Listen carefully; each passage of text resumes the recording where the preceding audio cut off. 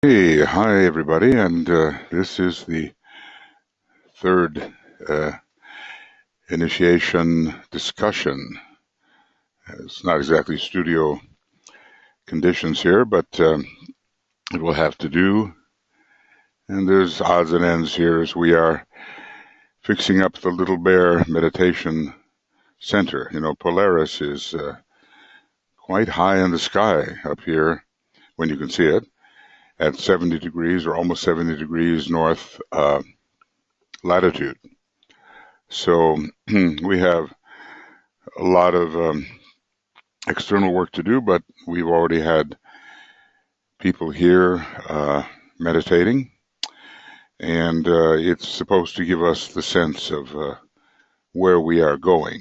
You know, Polaris is a great star of direction. So today is the 4th of September, and this is one of those programs where I'm going to have to come in and out, take 10 minutes here, 15 minutes here, and then go do some necessary things and then come back when I can.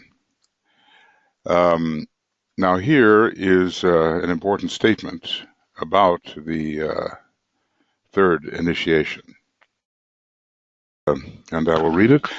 I would point out that the third initiation is approached from a level tableland of experience and consciousness, and not from the heights of aspiration or fanatical sacrifice, or from a standpoint of a devotion which handicaps the service of the devotee and of the master as he seeks to serve. So here, DK is talking of the manner of approach of the second initiation, and how the manner of approach to the third initiation is different, more mentally balanced, you might say, more Libran. And in the sense of the balance, there's a lot of the Sagittarius involved. The ninth petal of the egoic lotus is in a way ruled by Sagittarius, and once that opens, we enter into the third initiation associated with Capricorn. So let's just say that one stands steadily and takes aim from a firm stance. There's even a star in Sagittarius which has to do with the firm and steady stance of the archer. Rukbat or something like that. I can look it up. So Sagittarius, of course, can be involved in the second initiation and can give fanatical sacrifice and all those things. Okay, as I suspected, my wife needs me to do something here, but I'll at least finish this paragraph.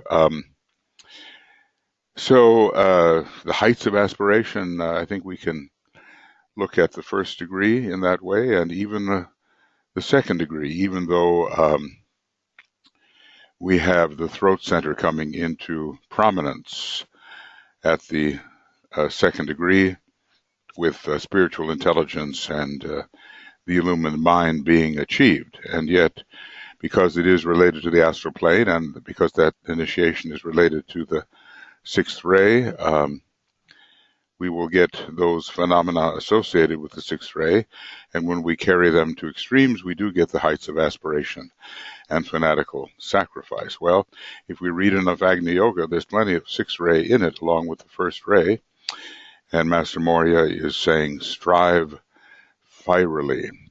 Well, that's good, and it is necessary, and Master DK tells us that aspiration is not just an emotional attitude, but it is a proven scientific method of transformation.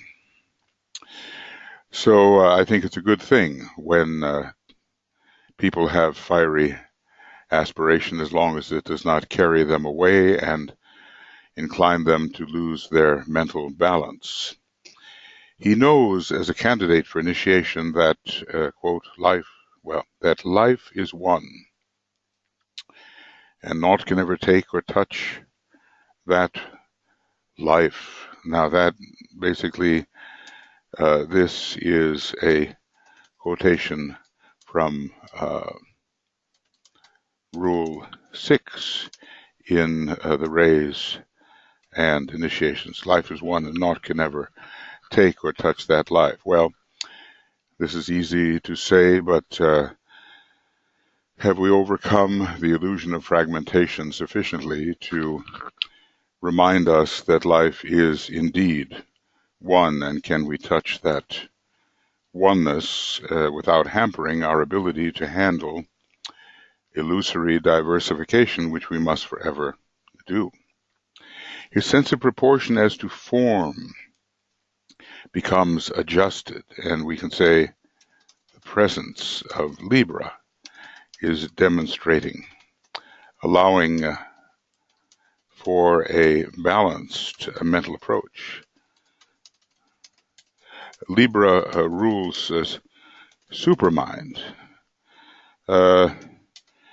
related to the atmic plane,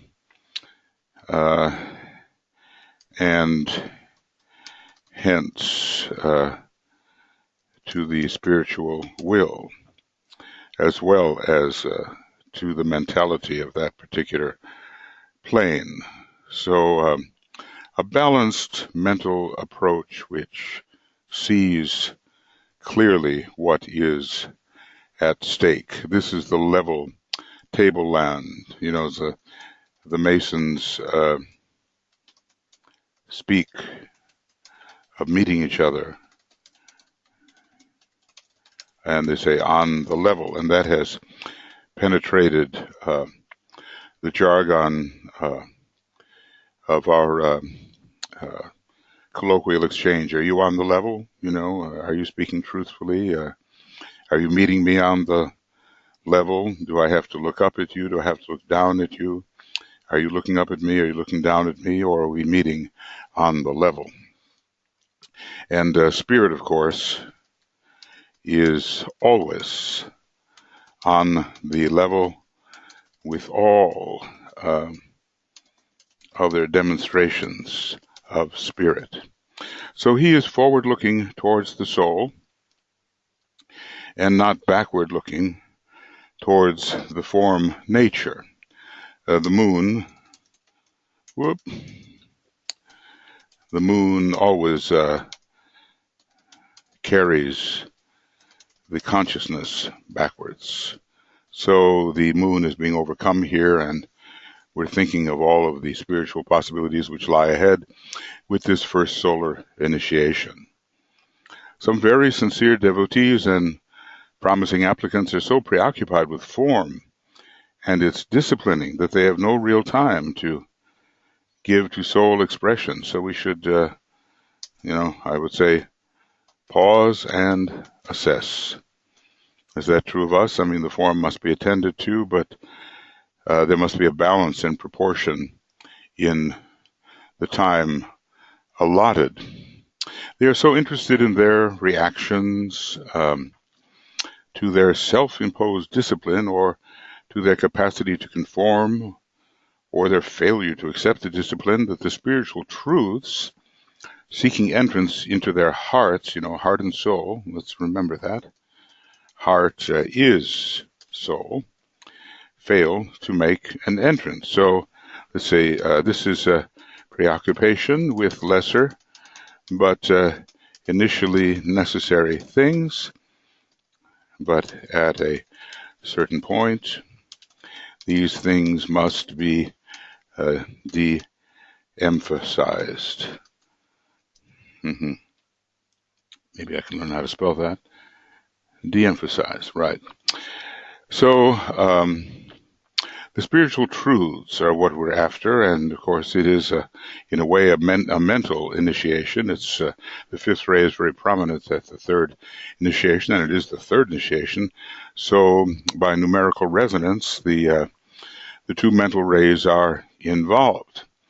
Temperance in all things. Again, think of the tarot and the temperance card at Sagittarius, and There is not a planet that is exalted or falls in Sagittarius. And also Libra. Again, these two planets are very important in the approach. So both Sag and Libra are involved in this approach. Temperance in all things, the wise use of all sustaining forms. That's something that the second ray begins to achieve. The sixth ray is not so wise in the use of form, is not so wise in the use of form, but second ray is more gentle upon the form and understands broadly its use. The wise use of sustaining form and self-forgetfulness are the hallmark of the disciple and not the beginner. So let's just think, are we disciples? Disciples are not beginners. Or are we aspirants, probationary disciples who are more at the beginning of the path? Right. So many disciples today who should be functioning in the hall of wisdom are still fanatically working in the hall of knowledge, which let's call it the hall of learning, and are still so earnest over their physical disciplines that the disciplines earnest. Now, this is one of those great six-ray words, you know, another great six-ray word. They're so earnest over the physical disciplines that the disciplines of the soul are ignored. So, you know, where are we pitching our focus? High or low? And are we too excessively physical in our approach to the path? So, are we too excessively physical in our approach to the path? I would ask you to reflect on this. Applicants have to learn the significance of the words of Rule 6 for disciples. The lesser rules are rules in time and space and cannot hold the group. Let's just say the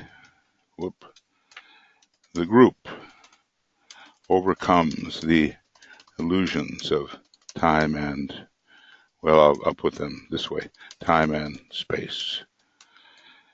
And once time and space are seen as the illusions which they are, then a readjusted sense of values results. A readjusted sense of values results. Okay.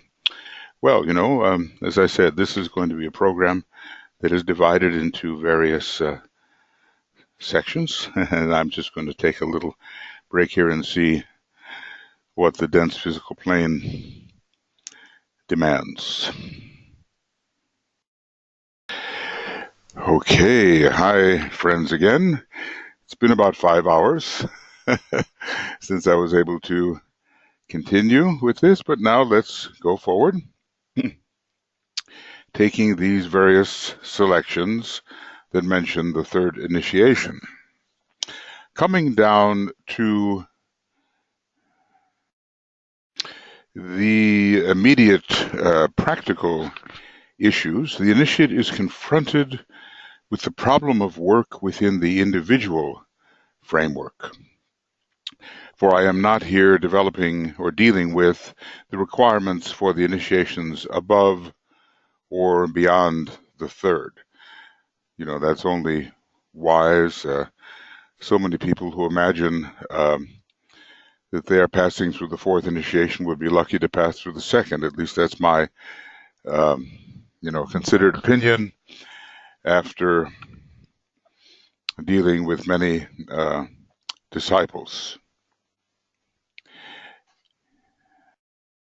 Here, the initiate has reached the point where he grasps the significant fact that the way into the inmost center, let's call this, what is the inmost center, but for, let's see, for practical purposes? No. Yes, for practical purposes, the inmost center is the center of the ashram, with which he is affiliated, is most securely guarded. This against disruption and the inadvertent foiling of the plan, or the inadvertent interference with the plan. And our outer rituals, such as Masonry and Rosicrucian rituals and others, reflect this guarding of the inner process by what's called the outer guard, or the tiler. No one can pass onward and take those more advanced steps which admit into the higher worlds of being and of unparalleled potency.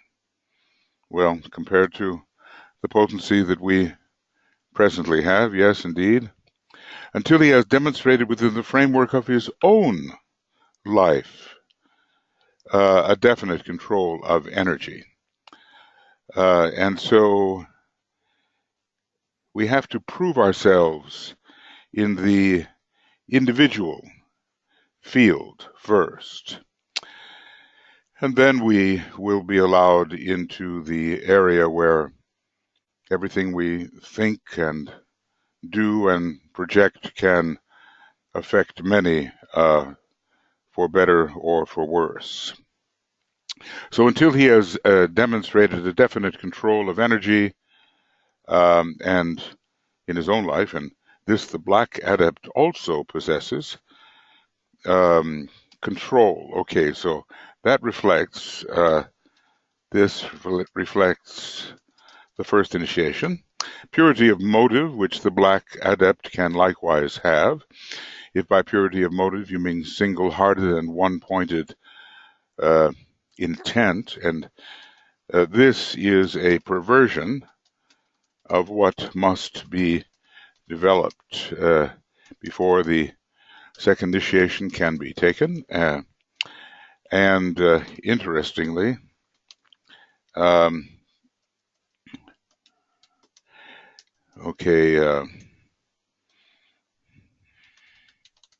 interestingly, the black adept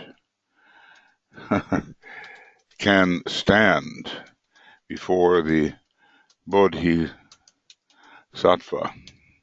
which is, really an amazing idea, and still veer off after that has been accomplished. And then, of course, there has to be deep love of humanity, which the black adept never has. So there are some qualifications which the black magician or black adept possesses, which are also possessed by the white brother necessarily, but beyond a certain point, as we begin to travel on the way of the Syrian initiations towards that great representative of the cosmic Christ, the Logos of Sirius, we encounter qualities that the black adept just will not cultivate. Selflessness, willingness to follow the light wherever it may lead, ability to begin work within the larger framework the moment such an attempt becomes possible, clear vision and spiritual insight, a developed intuition, that's, the Buddhic plane, and the black adept is not concentrating there, and an undeviating intention and strong faith in the future. All of these qualities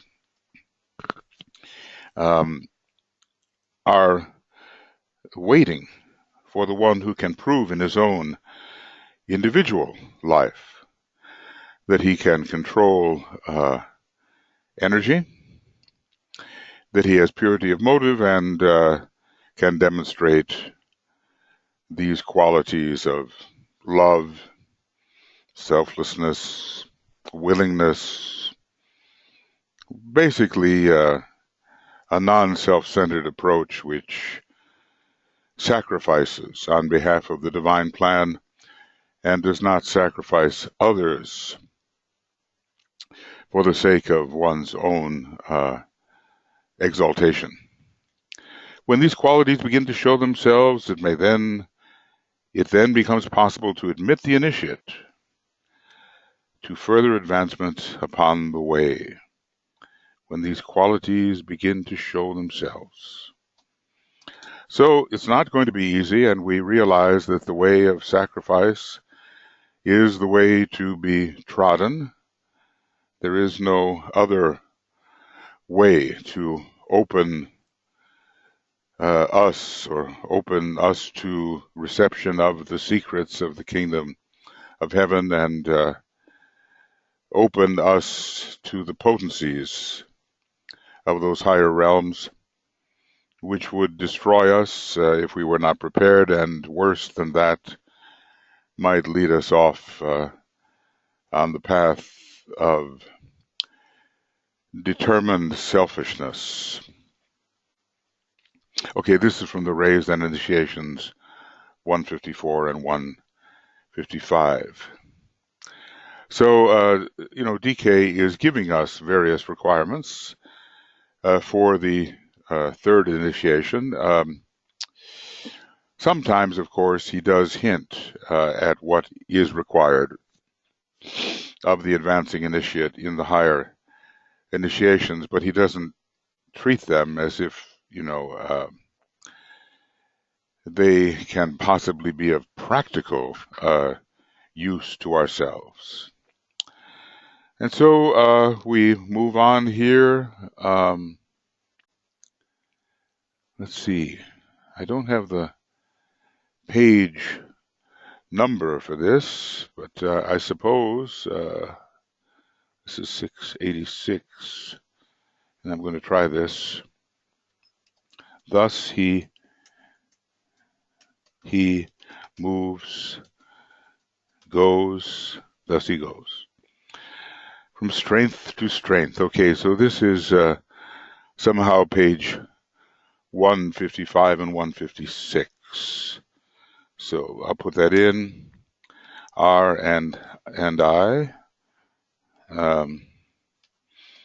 155 and 156. Thus, he goes from strength to strength. All the time, the hierarchy is aiding in his development, and at the same time, this is interesting and amusing in a way, protecting the way from him until such a time as glamour cannot reach him. So we seem to be talking about the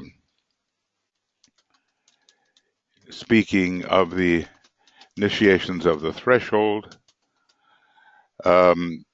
The issue of glamour should be solved by the time the third initiation is reached. Of course, I suppose there are such things as cosmic glamours, if we follow the law of analogy, but with such things we are not, at this point, concerned. This individual security of his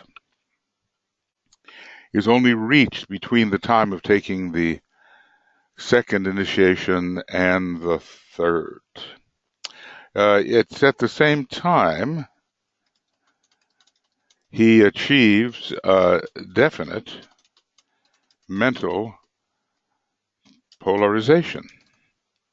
That's not just mental focus or mental interest or a good mind or an acute mind, but a true focus not in the astral body, but in the mental body, which is enlightened focus in an increasingly enlightened mental body. Prior to that, and that's where most of us do stand, prior to that, he is still regarded as a potential hazard and unstable. So, from my perspective, this is about passing the temptations in the desert, and they do exist, and a person has to somehow haul himself off into those arid regions of the psyche and there confront the possibility that his newly found powers could be used selfishly if he doesn't address the temptations in the correct manner. And then he would fall victim to his own dweller, or he would become the dweller rather than identifying with the angel, and we would have a very serious situation. I suspect that that's the dividing point. I think the temptations are the dividing point,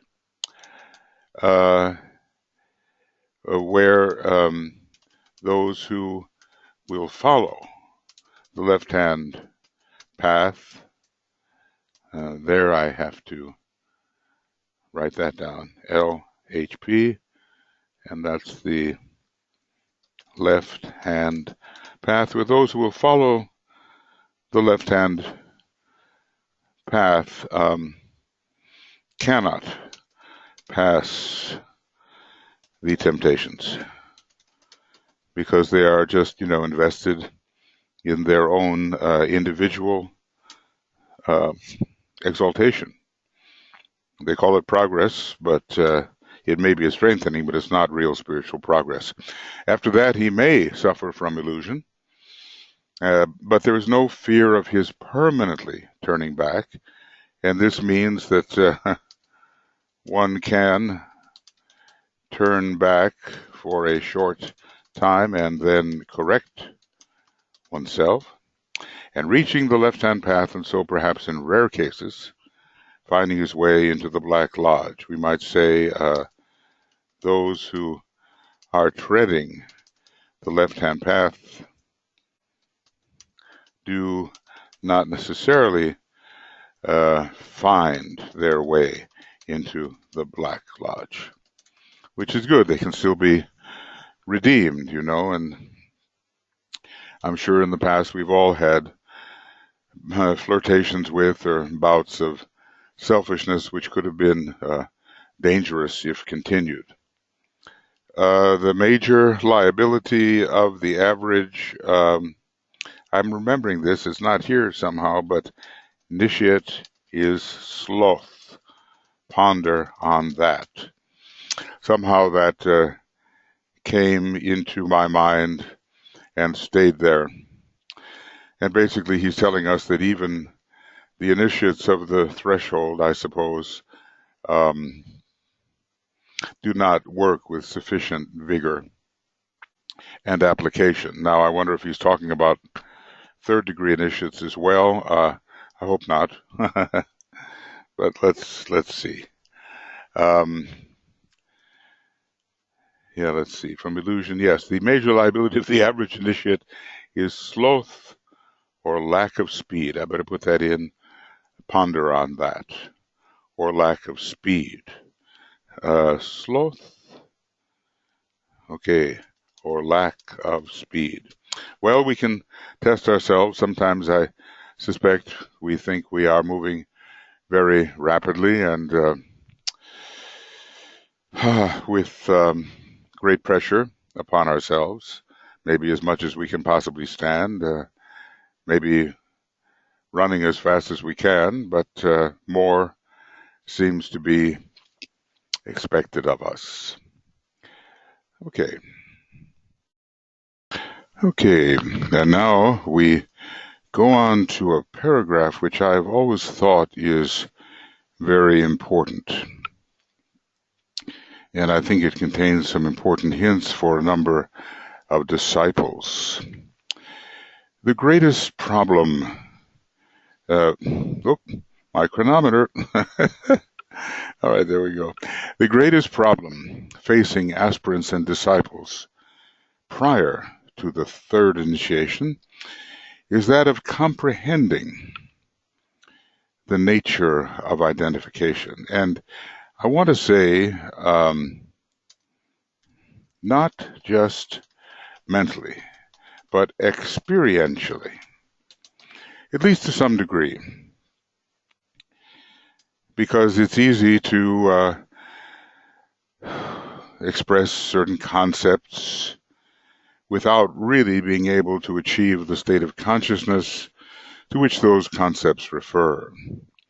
This concerns in the first instance the relation of the self to the self, capital S, and of all selves to the all-inclusive self.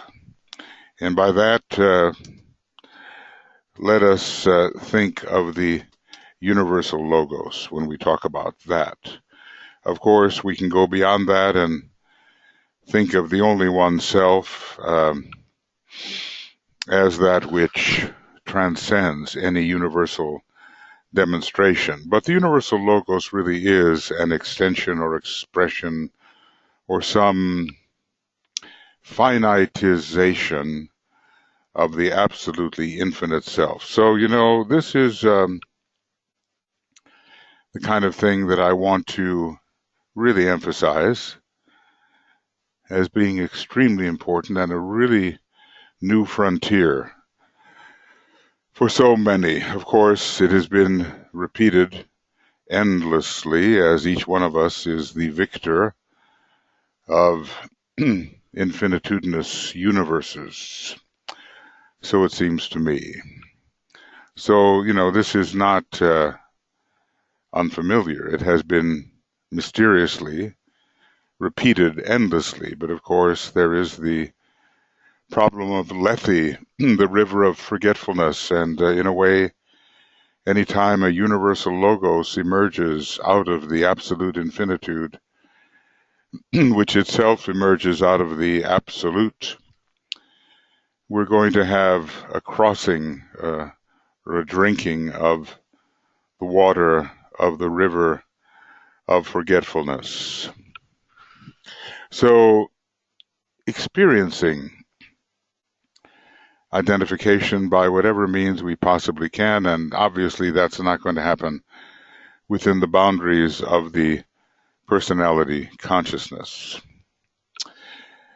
So let us think of the universal logos, yes, but even more of that from which the universal logos emerged.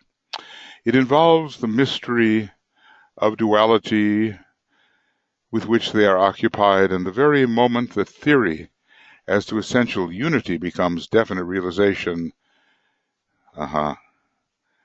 then the realm of synthesis is entered. Well, I wish that for everyone, for all of us,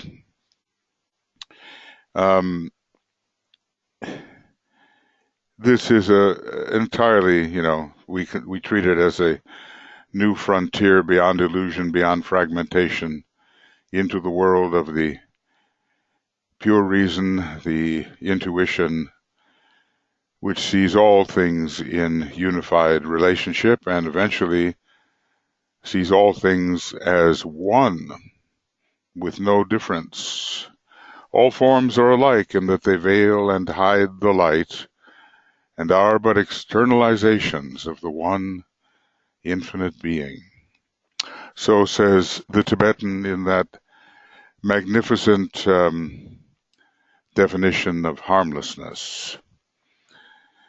So we have to somehow understand the relation of our little self to the greater self, which we can consider to be the soul, the triad, and of that self and of all selves to the all-inclusive self of the universal logos, which itself is simply a finitized extension of absolute infinity, which itself is the registration of all possibility by the absolute deity when seeing itself. Well, these are stretching the abstract mind maybe quite far.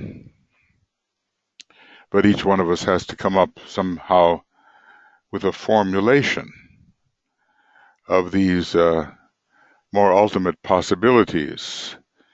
DK has talked about some tests at various initiations where the initiate is required to create a formulation of certain proposition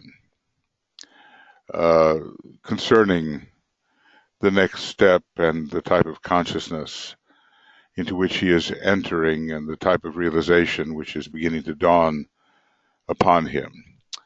Okay, so the very moment that theory as to essential unity becomes definite realization, and remember, realization pertains to the atmic plane, the fifth level, counting from above downwards. We only have up and down, you know, a little bit cumbersome to speak that way, but that's what our language gives us until we evolve something better. Then the realm of synthesis is entered, which does not mean that differentiation is ignored. Okay, let's be clear about that. This does not mean that for practical purposes, differentiation is ignored. Every master is a master of differentiation at a certain level of perception. For that type of realization, language as we now have it has no words. So let's get busy and evolve some new language according to our ever-growing experience. And it is therefore impossible to formulate concepts to interpret the consequent and resultant state of being. And yet we have to remember the Tibetan is an initiate into the mysteries of being. That's not just the mysteries of mind and light or the mysteries of love, although that has to be solar systemically profound, universally profound, but the fundamental mystery of being itself. Well, in this paragraph, there's so much that we could ponder on as indicating for us next steps into the realm of synthesis, where the law of synthesis really is understood and is not just a word. And I really do think, you know, from my own experience anyway, that the heart center is involved here, and the heart and the head, and that higher heart center we call the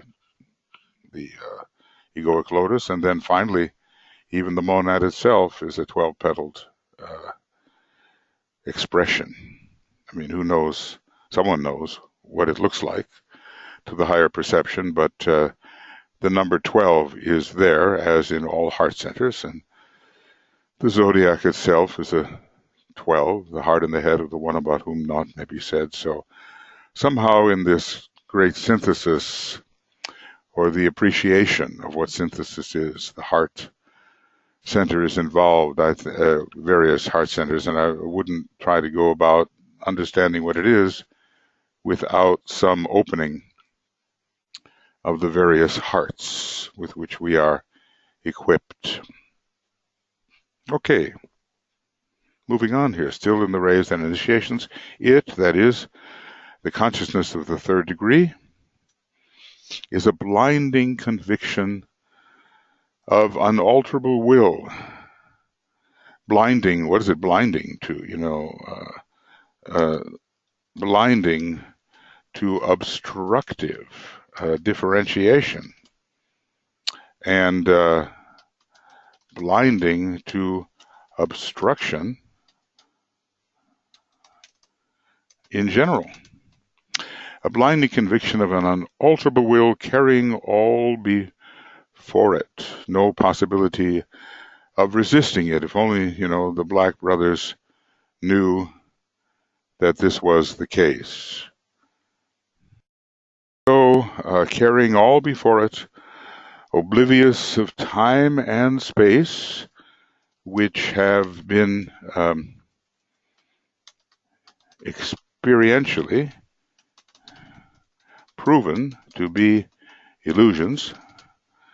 You know, once there is no division, how can there be time and space? Aware only of intensity of direction, and carrying with it two major qualifications or basic recognitions to the initiate. So this is, at the third degree, this kind of realization begins. But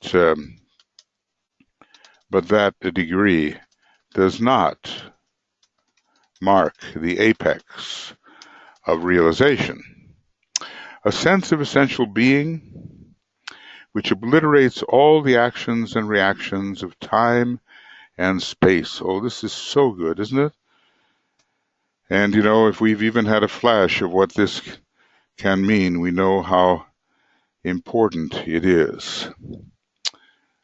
So, these words can stay written in this book, or we can do something with them and try to create in our consciousness and realization what the words speak of. So it's the first aspect of divinity, and maybe even beyond the first aspect from a certain point of view, a sense of essential being which obliterates all actions and reactions, kind of a Libra thing there, actions and reactions of time and space, even though they do exist in the necessary illusion to which we are subjected or self-subjected, and a focused will to good which is so dynamic in its effect that evil disappears, or we might say the illusion of evil as essential disappears. It really is a phantom produced by ignorance. That's why in Buddhism, if I'm correct here, the great sin is ignorance. Evil is, after all, only an impelling sense of difference, leading inevitably to separative action. And, with the kind of realizations we are talking about here, all difference is seen as illusory. So there can be no evil where there is no difference. An impelling sense of difference, which feeds pride and distinction and the idea that some are elevated over others. In terms of essential being, that cannot be true. No one can be essentially elevated over others. There is one being in all cosmos, and it is indivisible, though illusorily, apparently, divisible. That seems to be the game that is played by the periodically self-blinding one. That's us. That's it. And why do we do that? Well, how can that be answered? But in my infinitization book, I took a few stabs at thinking about why this all occurs. It's sort of a infinitely ongoing self-objectification within finite perception, as if the great being, in order to be itself, must contradict itself, if it is indeed the fount of all possibility. Well, there are mysteries. Sometimes I think that a universal logos is infinitely separated in realization from what the absolute deity sees when it beholds itself. At the dawn of every universal Mahamanvantara, that even such a great being as the universal logos is an infinitesimal, an ever-lessening, converging upon nothingness, but still illusorily present in the consciousness of that which has been extruded from absolute infinitude. There's a solution to our difficulties, and it somehow lies in the realization of the one and only life which is existent, infinitely transcending all possible universes. But then again, I digress. It's okay, so let's go on. A few more things here. Master DK is so deep in what he's presenting to us that it really gives one pause, and how do we dare talk about these things? But we have to make an attempt, we have to make sure we understand to the best of our ability, and we can only do that by really examining what you've said and comparing it with our own thoughts and using our own thoughts to redefine and elaborate what he said, so we make sure there's a link between what he said and what we understand. When the third initiation is taken, the initiate becomes aware not only of the significance of the command to know, know, express, reveal, destroy, resurrect. Those are the 5 words in Rule 14, whether they begin at the first initiation or whether they begin at the third initiation, perhaps. Good justification for thinking of them as beginning at the third initiation. To know is of the third initiation, to express of the fourth, to know, express, reveal of the fifth, and it is called, after all, the initiation of revelation. Know, express, reveal, destroys of the sixth, destroy the temple of Ezekiel, and resurrect the seventh initiation, and that is, after all, the name of the seventh initiation. So, when the third initiation is taken, the initiate becomes aware not only of the significance of the command to know and of his innate ability to express the will nature of the monad in carrying out the purpose of Shambhala, but that through his fused personality soul, he is now in a position to make revelation to the hierarchy that he is en rapport with the monadic source from which he originally came. I can only say, wow, this is a very high expectation. So from this perspective,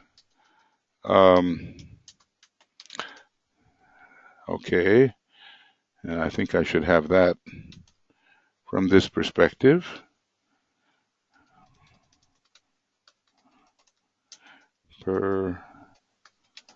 Perspective.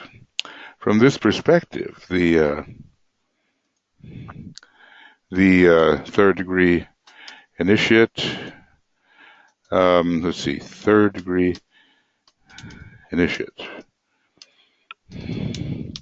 has to do all 3.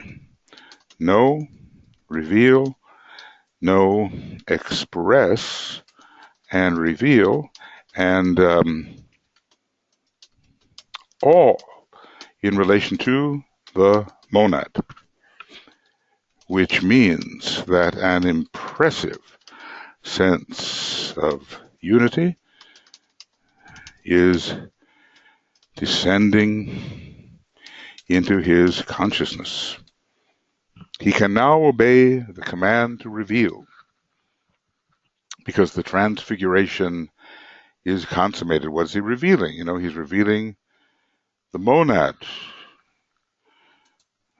The monad. He is not now revealing the soul only, and that would be difficult enough to do for any of us, let us say, but all the 3 aspects now meet in him, and he can reveal the life aspect as will, and not only the soul aspect as love, or the matter aspect as intelligence.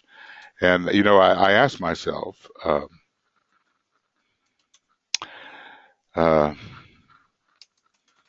how can being be revealed? Because this is more than will. And maybe we have to achieve a still higher initiation, one of isolated unity, maybe the 5th degree, before we can really begin to facilitate the realization of being in others. I mean, can we reveal being? We can be being, and we can't help but be being, but can the way in which we are being reveal to others the nature of being and not simply the nature of will, though that would be a high enough realization.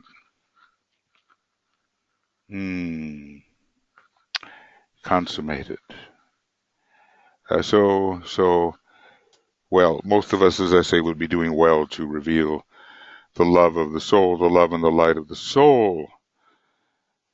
But can we somehow penetrate to such a point where in our contacts with others, their awareness of the divine will increases, and even beyond that, their awareness of essential being begins to dawn in a true realization.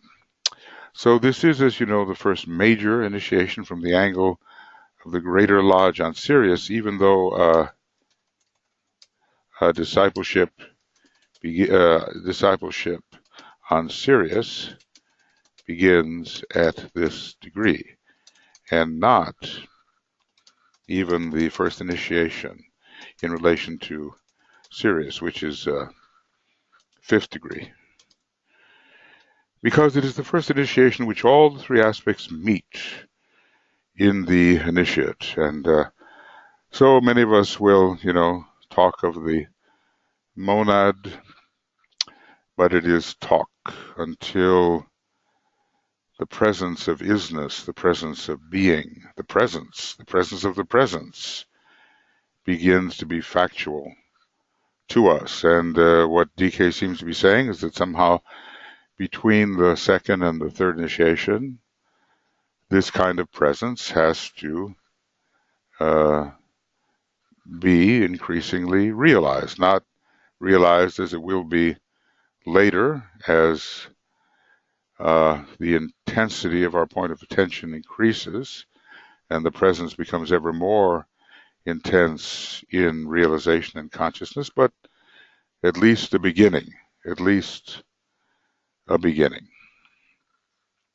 Okay, there are some other thoughts here as we move forward in the book Initiation Human and Solar. As I say, long ago, I guess, I gathered these out as being rather significant in the discussion of the 3rd initiation. That was 2001, I now discover, but there are many other things to be said too in the longer compilation, and the more we ponder together, focusing on a particular theme, the more the revelation will come. The idea is, do we want to dig many shallow wells, or do we want to dig one deep, deep, deep well, which will really reach the water we need? Okay, so moving on a bit here, the electrical energy of the mind now creates the door for the 3rd initiation. Well, these are obstructive electrical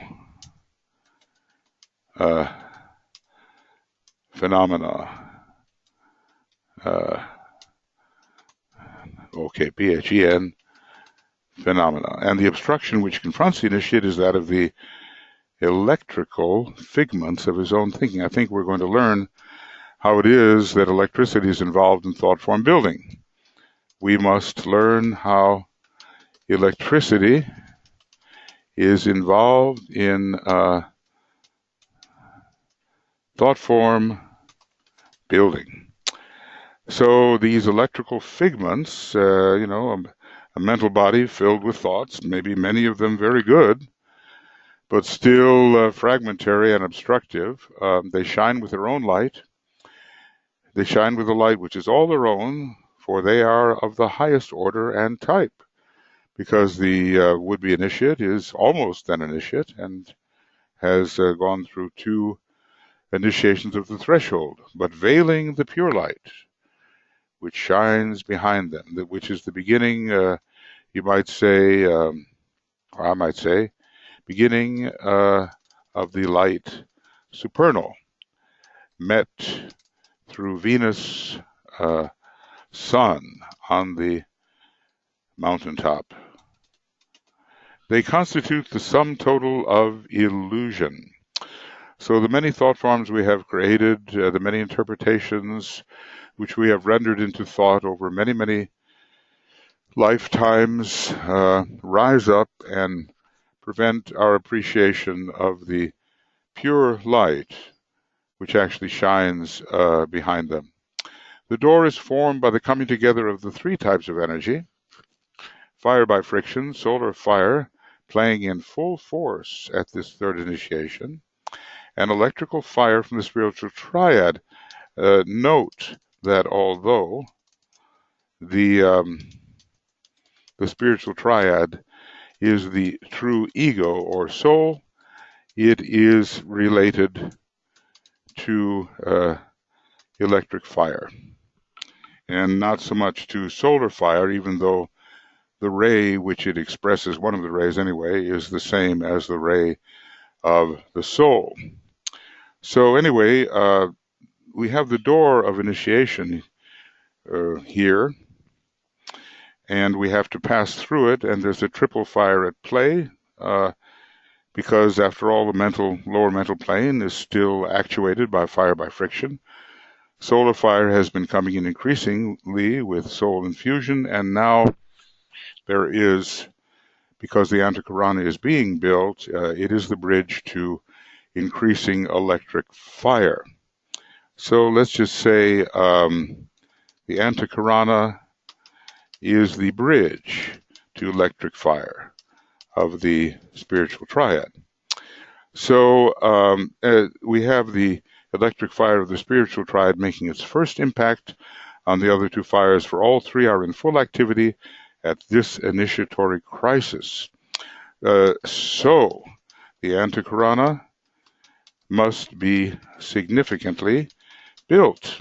All are localized and concentrated in that symbol of progress, the door of initiation. So, we can say, is it obstruction, or is it progress, or one leading to the other? All right, learning to spell. Right. So, DK said, well, not all the mysteries are contained in the normal esoteric schools or in the church or in Masonry. There are other ways to turn the key to the mysteries, and the we might call it the electrical key, or the key which arises through the understanding of electricity, is one of the very important ones, especially for that electrical sign Aquarius.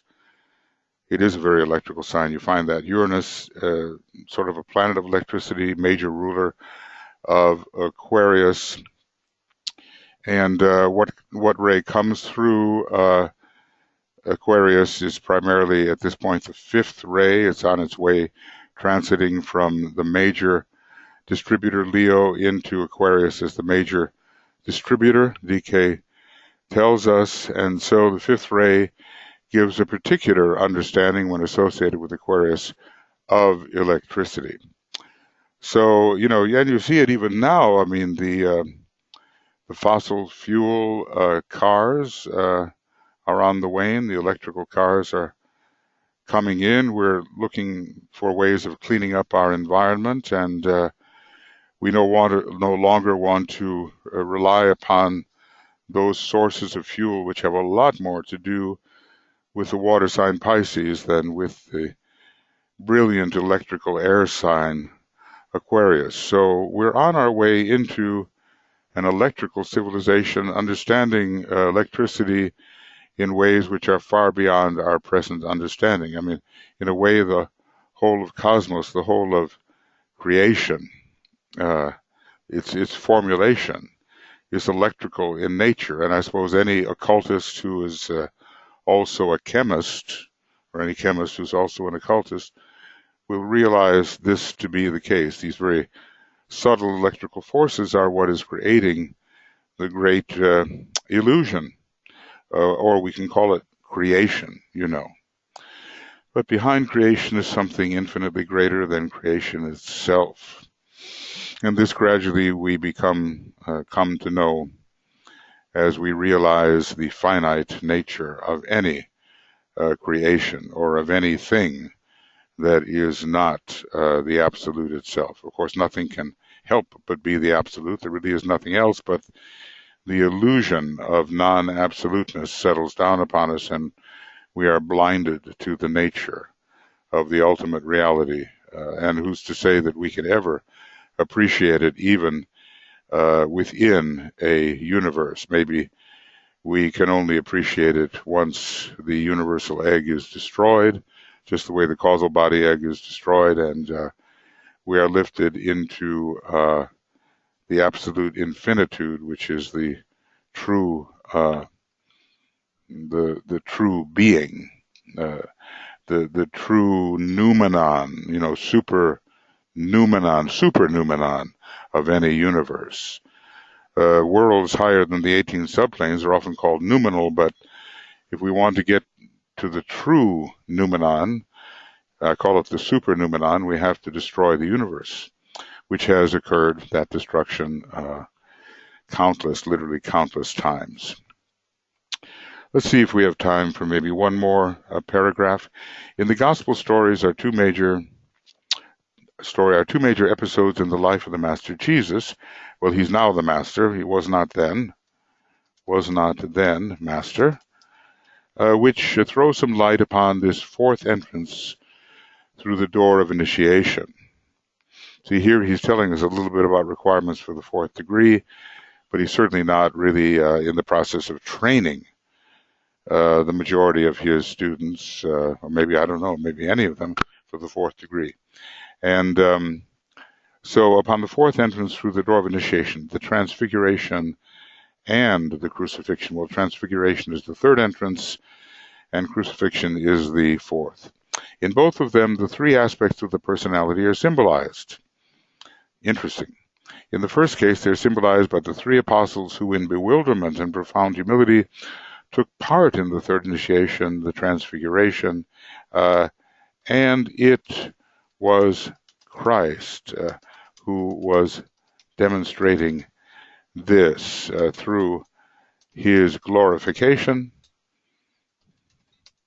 before the apostles. In the second case, the three were depicted by the three crosses. The two thieves, you know, a thief cannot generate from within himself what he needs. He has to appropriate that which others have generated. The two thieves and the central master, but always the three are there. The difference in the fourth initiation is definite. It lies in the fact that the four aspects of the personality, counting the dense physical body as one aspect and the etheric vehicle as the second aspect of the physical body, are involved. For this fourth emanation, four has a lot to do with the dense physicality. And even the number M, you know, the M of matter sums up as 13 to a 4, are involved. And this fourth emanation of fire by friction has a potent and destructive effect upon the dense physical body. What is it? In the law of healing, you know, there's a law in which the lower form turns very destructive and helps with the destruction of the causal body. The great renunciation involves the rejection of the physical life at any cost. There's the rejection of the four, counting from the mental plane on downward, and that cost frequently involves its physical death. And I might say maybe less so as the fourth initiation is taken in the East. But in the West, we certainly do have the tradition of the destruction of the dense physical body. So let's just say, whereas transfiguration is extremely important as regards the etheric body, the dense physical vehicle, which has been holding us to Earth as long as individualization has affected the fourth kingdom of nature. Without individualization, there would be none. That fourth vehicle is challenged, and a great detachment or renunciation occurs. Let's say the renunciation of the personality, which is a 4, and of the dense physical vehicle, which is also a 4. Renunciation. Okay. Well, okay, we're making a little bit of a jigsaw puzzle here, trying to put all these things together, and of course, they are not sequentially together. They come from different parts of the books, but we are making a mosaic here, and perhaps light will be shed from one paragraph to another.